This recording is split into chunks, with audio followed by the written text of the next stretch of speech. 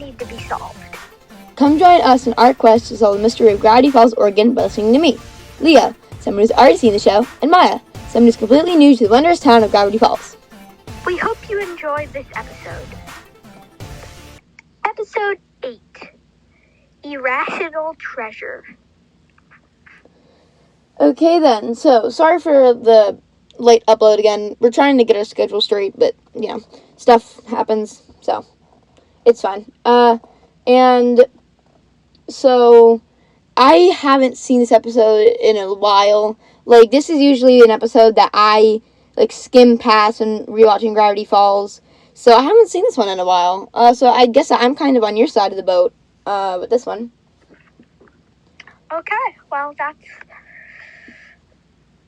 Okay, we can... I don't know. Yes, my brain isn't working today.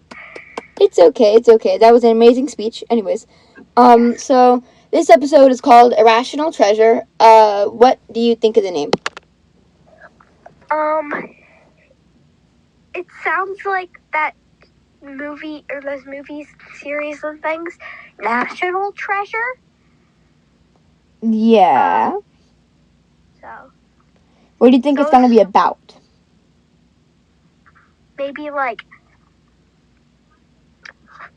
stealing treasure. I don't know. And I think that's kind of what it is. Once again, I haven't seen this in a while, so I might be wrong about a ton of things. But, yeah, there's not really much I have to say. But I do have to say that this episode is mostly featured around one character that we've seen, that we saw last episode. And so... Who? What? Who? Okay, I'm gonna give you one clue to who it's based around. Thank you, Jorge! Okay, are you ready? Pacifica Northwest! Yep. Okay, are you ready to get into it? Yep, let's do this. Alright, here we go. Okay then, so we just got back from watching it, and are you ready to do the, what's it called? Are you ready to do it? Yeah. Okay, so we see Mabel and Dipper in a car, and Mabel is, eating some, chips, although they're Doritos, and, she puts them on her ear, and now they're just earrings. I don't know how they stick to her ear, but they're just now her earrings. What? Correction. They said nachos. Yeah, what is a nacho chip? A Dorito. What? Yeah. No way. That's a disgrace. Okay. So Stan just says Mabel isn't funny when she says that she's funny. And so, as they're driving, I don't know where they're driving to. Did they ever say where they were driving to? They do not. Because they never get to their destination. Yeah. So, as they're driving, they see some covered wagons, and Stan is having flashbacks, and he starts driving recklessly and just freaking out. And then he says, they've circled the wagons, and, we don't exactly know what's going on yet, but Mabel just says, I have a good feeling about today. And then, intro. Woo. So, we find out that it was actually Pioneer Day, and that's why there were so many wagons and old things. Would you like to continue? Sure. So, the people, basically Pioneer Day for that is the people dress up to celebrate when Gravity Falls was founded in 1863. And Mabel sees, a candle dipping booth, and Dipper sees gold panning, and then they see a man marrying a woodpecker. And apparently in Gravity Falls, it is legal to marry a woodpecker. So, Pacifica Northwest. Our favorite, the one and only. What? Our favorite, the one and only. No. Anyway, Pacifica Northwest is, opening up for Pioneer Day. So she's on this stage talking about it, and it turns out Pacifica Northwest is Nathaniel Northwest's great-great-granddaughter, who is the supposed founder of Gravity Falls. So Mabel goes up on stage to introduce herself, because Pacifica's like, hey, who wants to introduce yourself to start off Pioneer Day? I have it all written down, and you know that I love impersonating Pacifica. Oh, yeah. So Leo decided that he was gonna write down word for word what she said, so here goes his impersonation. Hello, and I'm Leo from Mystery Twins, and this is the second edition of Leo or Pacifica. Here we go. Yeah, I have a couple lines that Pacifica says, and so as we go, I'll start to say them. So, howdy everyone.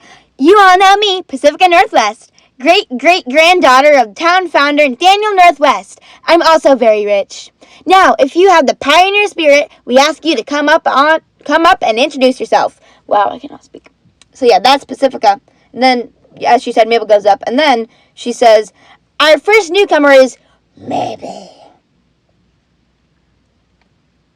Anyway, it cuts to Grunkle Stan, who is stuck in the mud, driving somewhere. And, actually, do you want to go? Because I don't have very much on this right here. Sure.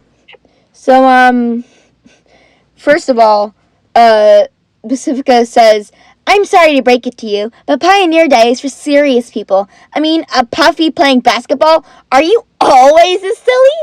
Yeah, she's the silly one. Anyways, that's the end for now, folks, but you know that we will be, because we are always back. We are always back. We are always back. We are always So, now let's talk more about me.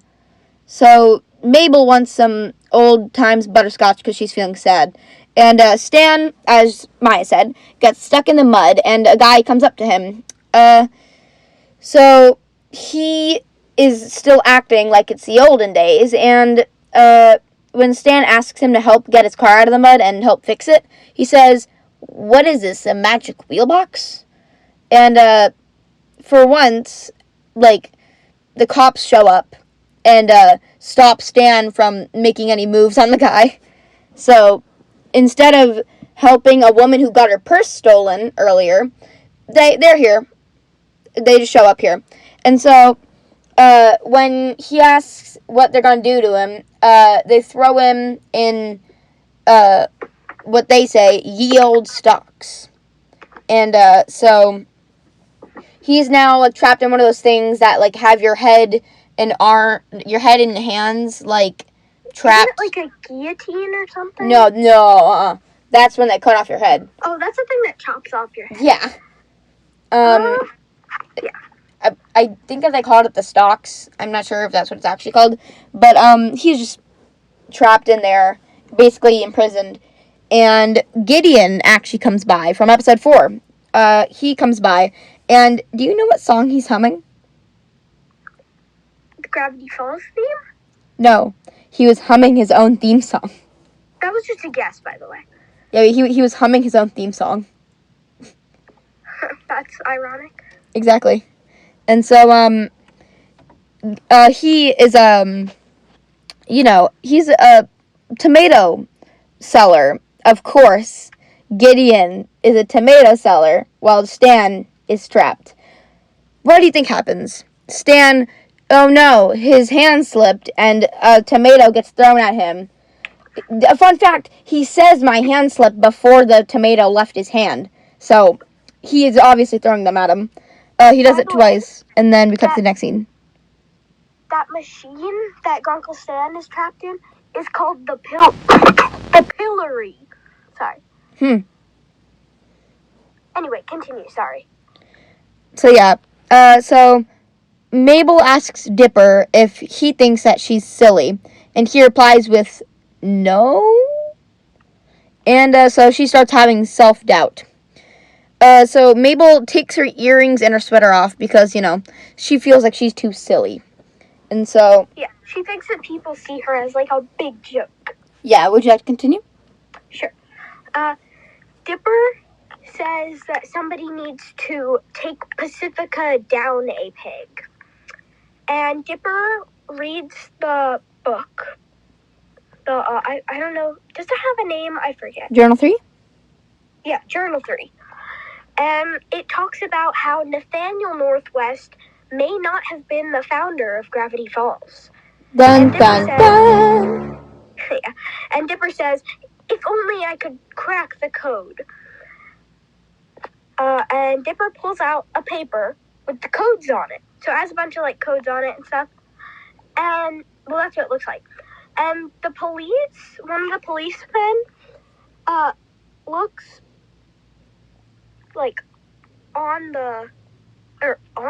at Dipper and Mabel, and he talks into his walkie-talkie. I don't know exactly what he says, but he's telling somebody about how they know about it or something, as if it's a really big deal that they know that he might not be the founder. And it cuts to Dipper and Mabel in a library, and they are trying to crack the code. So Dipper is going through lots of things. Wait, what? What? My notes say Dipper is going through lots of deciding things. Hold on, where are you? Oh yeah, by the way, Blubs had a code sepia.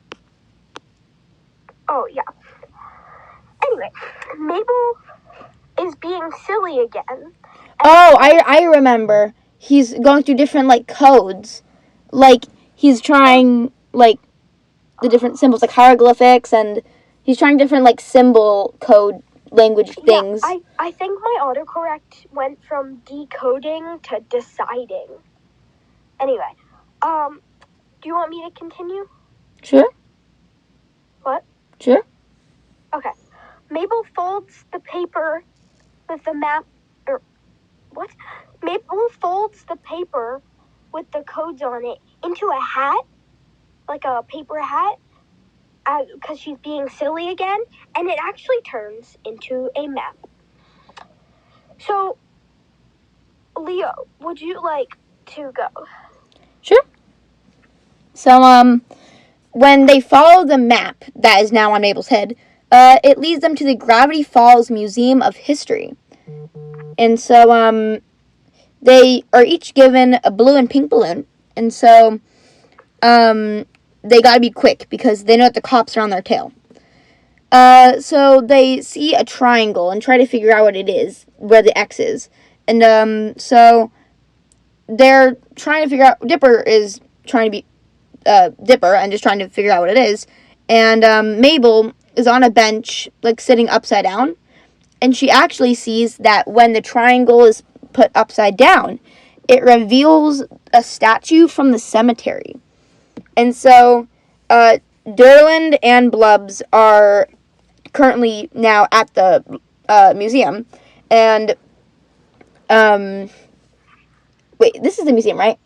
Oh, yeah, and so, is it no, you already said the library. So, anyways, so they're at the museum, and Mabel and Dipper run past them, and Blubs and Durland get stuck in the doorway. And so they're able to run past them. And so they head to the cemetery. And Durland says that he wanted a pink balloon. So I have a question. Do woodpeckers go south for the winter? I don't think so. Because there's one scene... woodpeckers where I live, and they might. I don't think so, though. Because I think I heard one the other day. Yeah, I don't think that they do. Because in one scene, there's the guy who married his woodpecker. He says, listen, I don't want to fly south for the winter. I think we should stay here, or something like that. I don't think that they fly south for the winter. So yeah, I don't think they do either. So Pacifica is basically just abusing Stan and forcing him to say that Pacifica Northwest is her family is the best family in Gravity Falls. And so Stan says, do you want it in writing? And so she literally pulls out a notepad and a pen. And so Stan writes with his mouth, "You stink," on the notepad. And the entire town is there. And all of them throw tomatoes at Stan. Every single person in town, basically.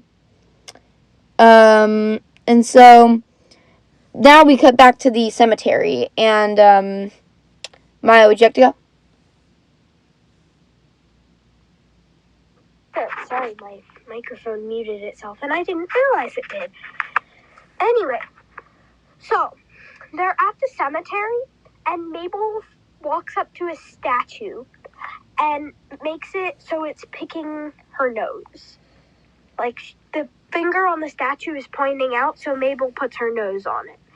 And it actually opens up a secret tunnel. And so Mabel, again, using her silliness to help. And they walk in, and Dipper's like, be careful of booby traps. And so Mabel, right after he says that, Mabel steps on a booby trap. And it shoots tranquilizer darts at them, and they run through the tunnel into a room with secret files. Like, top secret. And they open one of them up that talks about the guy, and it says that he was a fraud, and that the true founder of Gravity Falls is dun, dun, dun, dun, Sir Lord Quentin Tremblay the Third Esquire. So that was a long name. Yeah. It was random as well. Like, I've never heard somebody named any of those. Anyway, Leo, would you like to continue this? Sure. So, Blubs and Durland show up right then. And technically, we only have to worry about Blubs because we see that Durland got just completely covered in the tranquilizer darts. And so, Blubs gives us a tape explaining this. If you're watching this, then you are one of 8 people in these United States with clearance to view this information. In fact, I myself will be shot as soon as the filming is complete. What? No? Oh, well, that's a relief. Of all of America's secrets, the most embarrassing was that of Quentin Tremblay, the 8th-and-a-half president of the United States. President? 8.5? After winning the 1837 election in a landslide, Quentin Tremblay quickly gained a reputation as America's silliest president. He waged war on pancakes, appointed 6 babies to the Supreme Court, and issued the Emancipation Proclamation. His State of the Union speech was even worse. The only thing we have to fear is gigantic, man-eating spiders! He was kicked out of office and escaped to an uncharted valley he named Gravity Falls, after plummeting into it at high speed. Tremblay's shameful term was erased from history and officially replaced by William Henry Harrison as president and local nobody Nathaniel Northwest as founder of Gravity Falls. The whereabouts of President Tremblay's body are unknown. Until now. We look to the right, I'm pretty sure, and we see that Quentin Tremblay is actually in the room. He's actually encased in solid peanut brittle. So how did they find Mabel and Dipper every single time, you may be asking? Well, you probably aren't asking, but I'm going to tell you anyways. Mabel was leaving candy wrappers. I feel like that's always what they do. They always leave candy wrappers. Anyways, so... Mabel just likes candy a lot. Yeah, I know, but like in other stuff, like movies and TV shows, they always leave candy wrappers, and don't know why. Oh, I thought you meant, like, this show specifically. Yeah. Anyway. So, Blubs tells the kids that they can no longer stay in Gravity Falls because they don't want them blabbing around to everybody. And so, the next scene is actually a shocker. They're on a train. They're in a box on a train. Would you like to continue? Sure. So, they are, like, you said it. That's all there is. They're in a train in this crate thingy. And the president as you probably heard, he is very silly. Mabel actually takes like a piece of the peanut brittle and bites into it, and that's how he gets out of his case. Yeah. So Mabel is Mabel and him are trying to use silliness to get out, so they're sticking their finger through a hole in the crate, and a woodpecker comes flying over through the outside and pecks on it, and it all falls apart. And now they're trying to escape the train, and they run to a different part of the train, and they see the cops, and the cops are like they don't want them to escape, so they're chasing them. So somehow they all end up on the roof of the train. So the police like corner them, and they're on like the back or the back of the train, so they can't go any further. And Dipper realizes, actually, Leo, do you want to go? Sure. So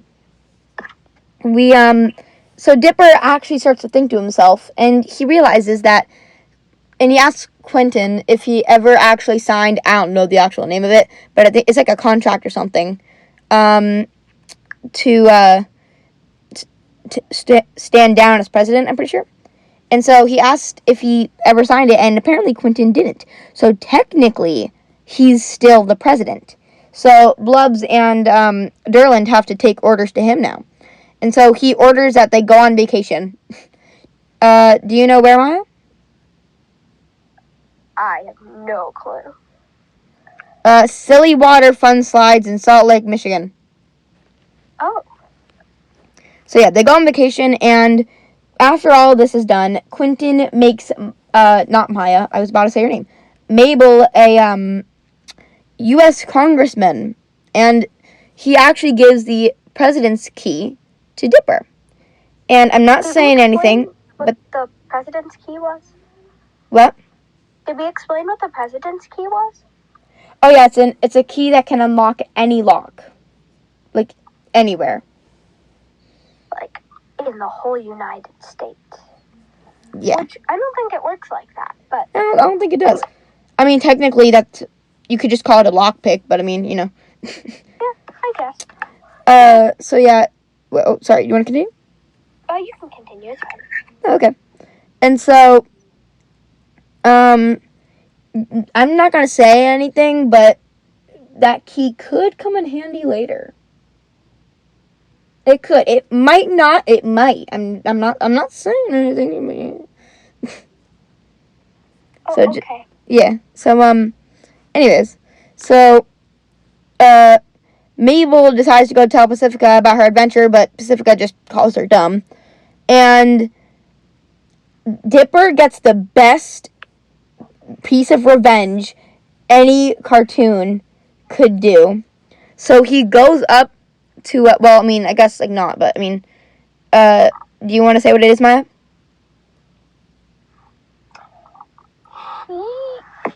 Wait, what it is? Yeah, how does he get revenge? Oh. So, Dipper hands Pacifica the papers that say that he was a fraud. And so we just see Pacifica driving off, just super surprised and just in shock that her whole life is a lie. Screaming at her mom. She's screaming at her mom. Mm-hmm. And so,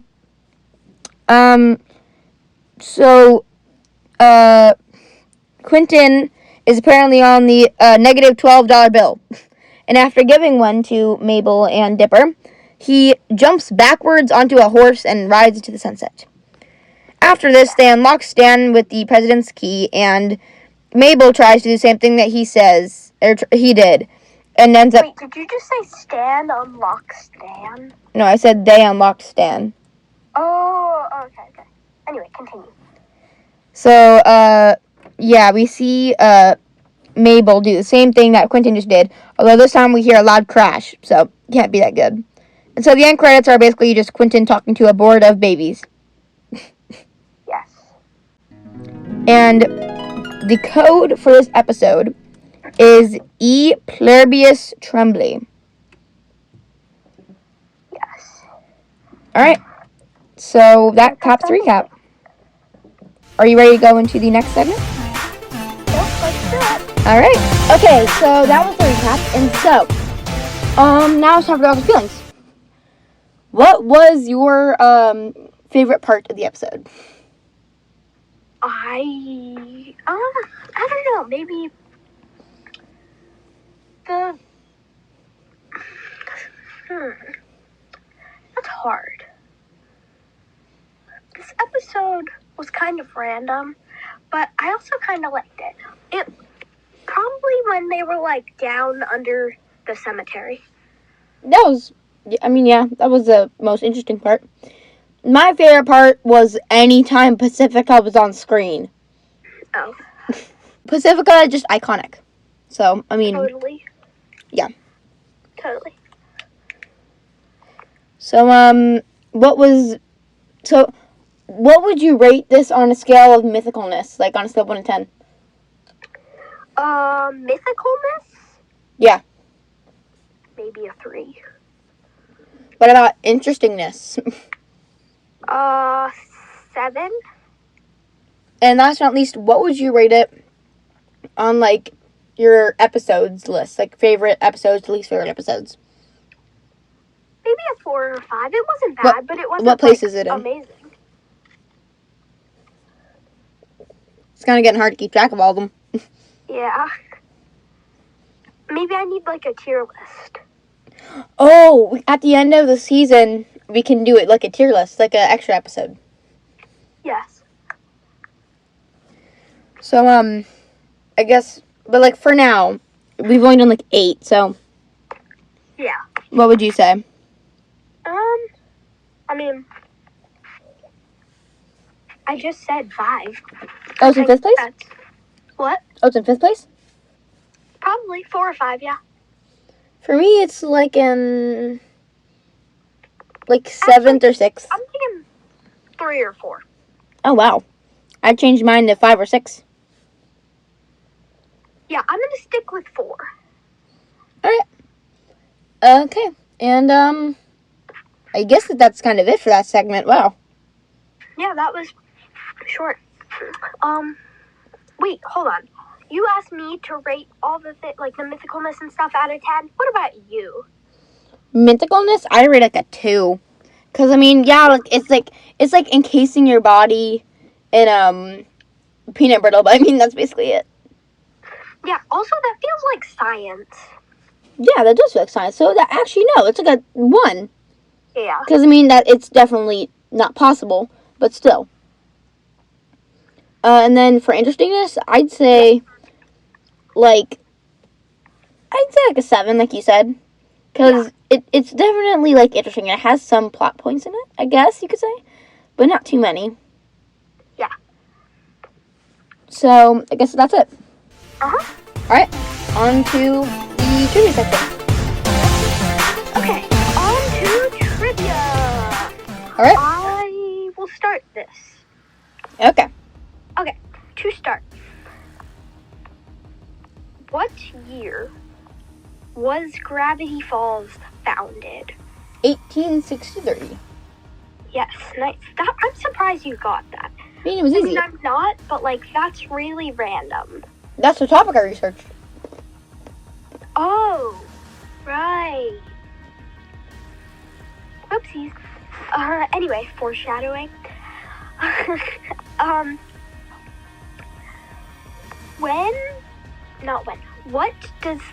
What are the 3 booths? Or booths? I don't know, stands? What are the 3 things that Mabel and Dipper first see? Okay. So it is candle dipping, gold panning, and the guy marrying the woodpecker for some unknown reason. Yep. What relationship does Pacifica Northwest have to Nathaniel Northwest? Great-great-granddaughter. Yep.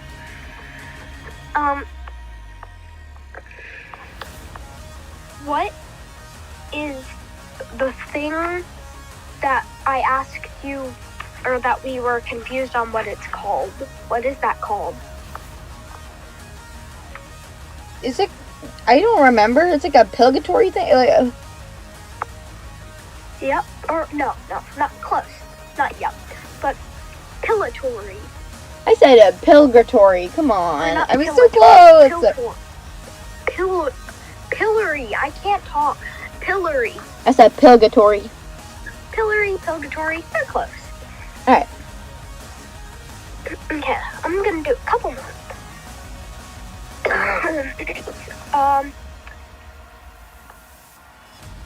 Dipper? Or, not Dipper. What does Mabel do that makes them figure out that it's a map? She folds into a hat. And who would... Oh, because Quentin would... I was gonna say, who would fold it into, like... Who would make a map by folding it? And I was like, oh, wait, yeah, I forgot. Quentin's whole idea is that he's silly. Yeah. I don't know how to do that, though. That's impressive. I've done it before, but I could not do it, like, right now. Like, I forget how to do it. Anyway, I'm gonna do, like, one more. How does Mabel figure out that the painting thing is upside down? By sitting on a bench upside down.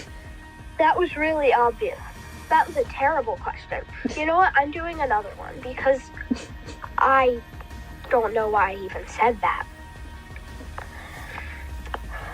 I need, like, best question of all time. So we're going to talk more about it at the end. You guys are just going to have to wait. Anyways, continue. So, what does Mabel do that makes the president come to life? Well, technically she didn't make him come to life, but she kind of, like, unfroze him from his case of peanut brittle by taking out a chunk of it and eating into it. Yeah. And it kind of just all shattered. I need to be able to stump you. Like, why can't I do this? Ooh, because I'm amazing. Never mind. I was going to ask you where they go on vacation, but you read that out, so that's pretty easy. Oh, okay, here we go. What does the president leave Mabel and Dipper when he rides off into the horizon? She is the congressman of the U.S. She is U.S. congressman, and then Dipper gets the president's key. Yep. Okay. You can do your questions now. Okay. I'm just amazing, you know? Amazing. Anyways. So. What is the chips at the beginning called? What are they called? You can see it on the bag. The one question that you could have asked. What? Well, this is a question that you could have asked to stump me. Oh, are they just called, like, Dorito? Dorito? I don't know. It's something to do with Doritos. It's something O's. Like, what is it? Is it like, oh no. I don't know. It is, corn-cornos. I never got that.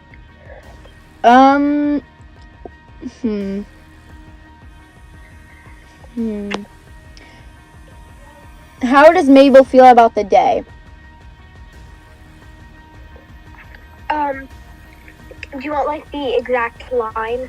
Well, it means something close to it, yeah. I have a good feeling about today. Mm-hmm. So,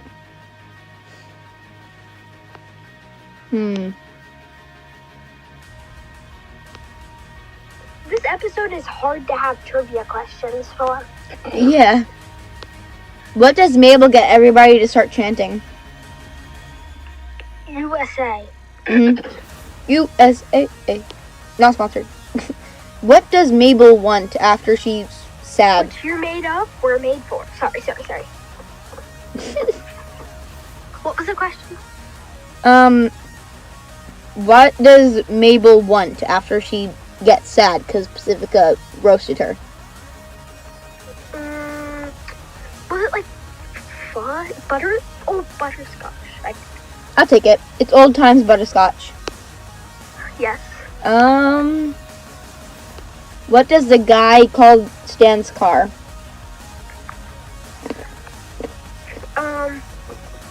A box on wheels? You're missing one word. A big box on wheels. It's a magic wheel box. Oh. What song is Gideon humming? His own theme song. I'm gonna only select two more, probably. Oh, by the way, you totally forgot earlier. They mentioned the words mystery twins. I forgot when. But, they mentioned the word mystery twins, so we were in the episode. Yep. What code does Sheriff Blubs get? I have no clue. Code sepia. And last but not least, what is McGucket teaching children? McGucket? Who's McGucket? Old Man McGucket. Oh, yeah. How to eat books. Alright.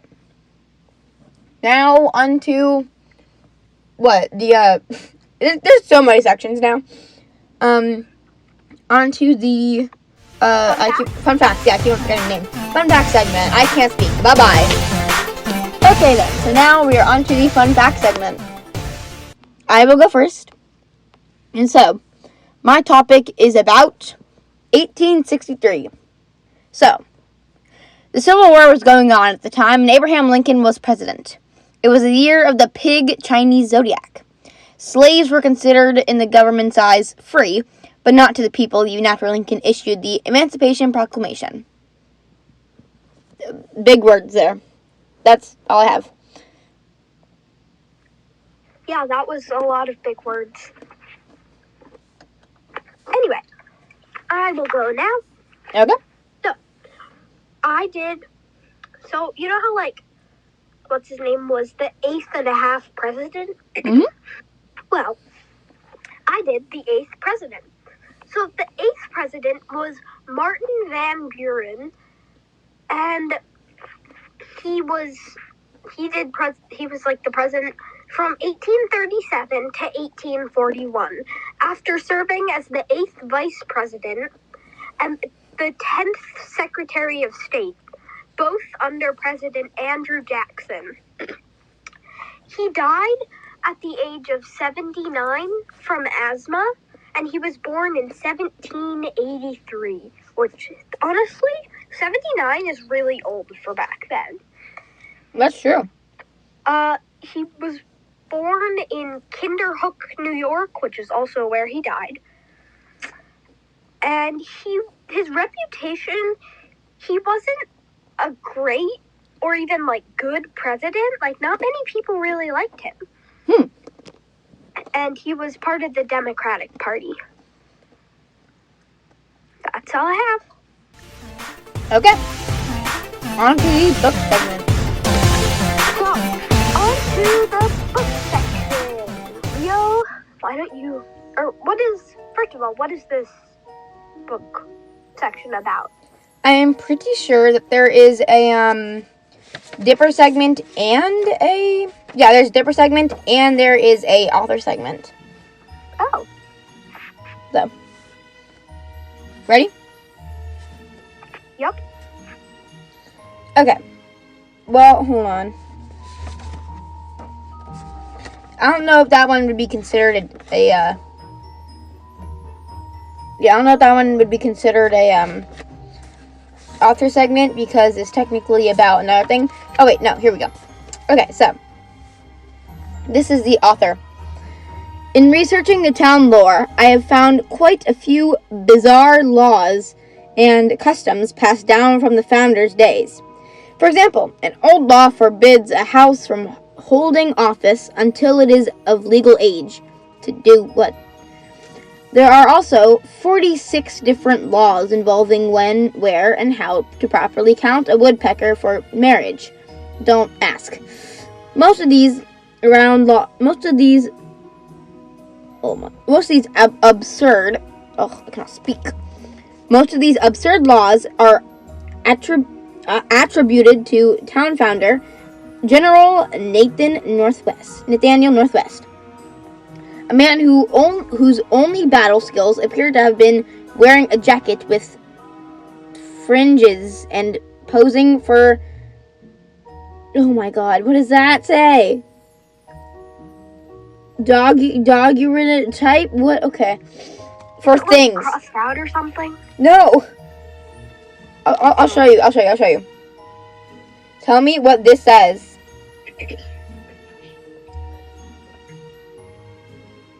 DAGUEUEOTYPES. But it's in cursive? Oh, that might be a Q. If you guys know what that said, then please tell us. Yes. Due to this legend, Nathaniel's descendants, including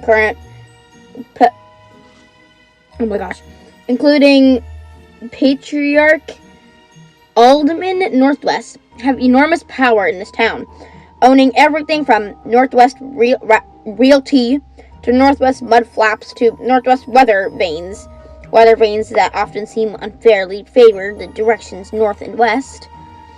It would seem that their power is unquestionable. However, a new piece of evidence throws the whole history of the Northwest family into an entirely different light. In my investigations, I recently made a discovery. Nathaniel Northwest may not be the founder of Gravity Falls. Imagine his entire family legacy a fraud.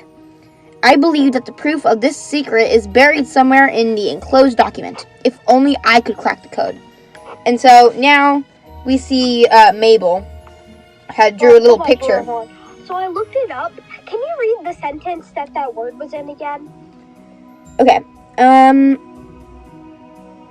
Nathaniel Northwest, a man whose only battle skills appear to have been wearing a jacket with fringes and posing for... Oh, okay, this makes sense. So, it's daguerreotype. I think that's how daguerreotype, I don't know. And it's like one of the first ways of like pictures. So it's a direct positive process creating a highly detailed image on a sheet of copper plated with a tin coat of silver without the use of negative. That makes sense. Yes. Okay, so then we get... I don't understand half of that. All I know is it's putting an image onto a sheet of copper. It's like old portraits. Yeah. Okay, so now we get a little piece from Mabel. It's not that long. It says, "Hey, it wasn't so hard to crack. All you need to do is make it into a hat. I mean, this is like basic code cracking 101. Time to up your game, author. Love, Mabel." So now, onto the Dipper segment. Where did it go? I just had it. Here it is. So, June 18th. So, remember that uncrackable historical document that the author puzzled over? Well, Mabel's silliness accidentally solved it, and it led us to discover that the town was actually founded by Quentin Tremblay, the 8th and a half President of the United States. A man so silly that they tried to erase him from history. Observations. Haircut by his third wife, Sandy. She was a woodpecker. That explains a lot. Described his measurements as being 14 stacking turtles in height and 40 beloven tremble quarts in diameter. No idea what that means. Shouts the word America every 3 minutes. On the minute, regardless of context. Never wears pants because that's what the redcoats will be expecting. Grunkle Stan would have voted for this guy. How do we know he was the president? Dude told us himself. He kept himself alive for 150 years by encasing his body in peanut brittle, which apparently works. Although, it doesn't make you smell too awesome. Believe me. As strange as Quentin is, he was a really nice guy and very grateful that we helped him escape and didn't judge him for his radical theories about Irishmen. To show his gratitude, he gave Mabel, a congressman, it's already gone to her head, and gave me this. The President's Key. It can open any lock in America made before 1877. Why 1877? I don't know. Maybe that's when they started making like more advanced locks. I guess so. It's made from melted piece of Liberty. What the heck? It's made from a melted piece of the Liberty Bell. Oh. Quentin used it to constantly barge in on Andrew Jackson while he was dressing. Andrew Jackson hated this. He tried to shoot Quentin Tremblay on 14 different occasions. He can supposedly unlock an eagle. I don't even want to know what that means. There's so many things I can do with this. Thinking of ransacking the Gravity Falls History Museum later. Keep away from Grunkle Stan. Blubbs and Derlin told us to keep the details of our adventure with Quentin Tremblay to ourselves, but we had to tell somebody, and Sue seemed like a safe bet. Boy, we were wrong. This morning, Mabel and I came downstairs and found Sue sleeping on a giant tub of peanut brittle in the middle of the living room. He was trying to preserve himself so he could check out the distant future dudes. He had a straw sticking out of his peanut brittle so he could breathe, and illustrations of how he thought the future technology would work. Mabel saw a great opportunity for a prank, and so he ransacked the gift shop for some cardboard boxes, and then used up all of Grunkle Stan's tinfoil. Bam! Perfect future costumes. Next, we taped some of goat hair together for a Rip Van Winkle beard to put on Seuss. Then we started Stan's fog machine, turned the lights out, and threw on a couple flashy yo-yos behind the couch and hit the alarm clock. Seuss awoke with a start, and Mabel chanted, "Beep bop, welcome to the future, past man. It is the year 11 billion. Tell us the ways of the past." While I told him he had awoken from megasleep, the cyborg people of Earth were losing the Plasma War V to the Venusian Amphibian Alliance. I called him the one calculated to save us, and asked him to help us on the Great War against Admiral Laserface. Seuss bought it hard. He was ready to join the battle till he stepped into the hallway and saw his reflection in the mirror. He knew right away that his beard was glued on. Apparently, Seuss is unable to grow facial hair. The few hairs he normally has on his chin are glued on by him. We spent the rest of the afternoon watching Return Backwards to the Past Again 3 and eating peanut brittle. It's too bad time travel isn't actually real. That's it. Nice. I was stuck on where he said the person shouted USA every minute. Like, does that mean he doesn't sleep? Well, I mean, he could still say it in his sleep. It'd just be hard. I guess. I guess. Alright, so now on to the acknowledgements. Here we go. Okay. Now we're on to acknowledgements. So, first up, we have Rosie, who said, "Maya, where's my shout-out you promised me? Also, you should watch the show when you're done with this." So, a little explanation for this. I told them that if they commented, then I would give them a shout-out. So, they did that, and that's why they said that. And by "you should watch the show when you're done with this," they meant that, like, not on FaceTime, like, by myself. So, because sometimes it's harder to do it when you're, like, trying to take notes and stuff. So, Also, yeah. I do want to say, she is really, really right about that, because when you're watching Gravity Falls, at the very end, like, so Gravity Falls, like I said, it leads up to one thing, right? And so, throughout the series, there's so many different clues that, like, kind of, like, lead you on to what the final thing is. And when you rewatch Gravity Falls, you see so many of those clues. It's, like, crazy. And you can see so many, like, different things that kind of, like, tell you about what the later episodes are going to be like. And it's honestly really cool. Alex Hirsch is a brilliant man. Yes. Sorry, I got on a tangent there. Yep. Okay, Leo, do you want to give your comment? Or Sure. your shout-out? So, both of these are on Spotify, and this is, like, the second time we've ever had people on Spotify. Rosie on Spotify, and Sylvie Cake says, "I started watching a few days ago, and I love it. Definitely recommend." Smiley face. Thank you to both of you. Mm-hmm. And Thank now, you very much. I actually had a idea. Yep. This idea was, it's another segment, and I know we've added like 3 segments, but At least. this one's pretty quick.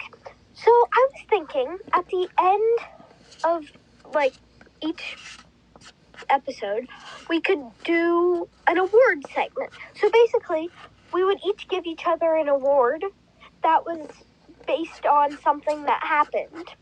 So, for example, Leo, what was the example you just gave me? So, like, I could name her the president of the, president of oh my god, I can't speak.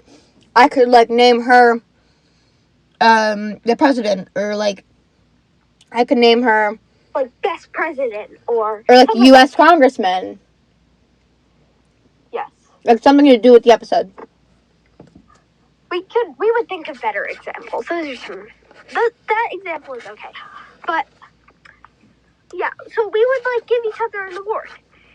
And so, yeah, based off of the episode. So, let us know if you guys want to see that. Yes. And if so, you guys want to, make sure to comment about it. Yeah, and we if really get, like a comments. comment or 2 that says that they like it, then we'll try it. Yeah, we really appreciate comments. Anytime you can comment, please do. You don't have to. That's all. But it's really good. So, thank you guys for watching. Once again, sorry for late Thank you upload. for watching. And I guess I will see you next time. Bye. Bye.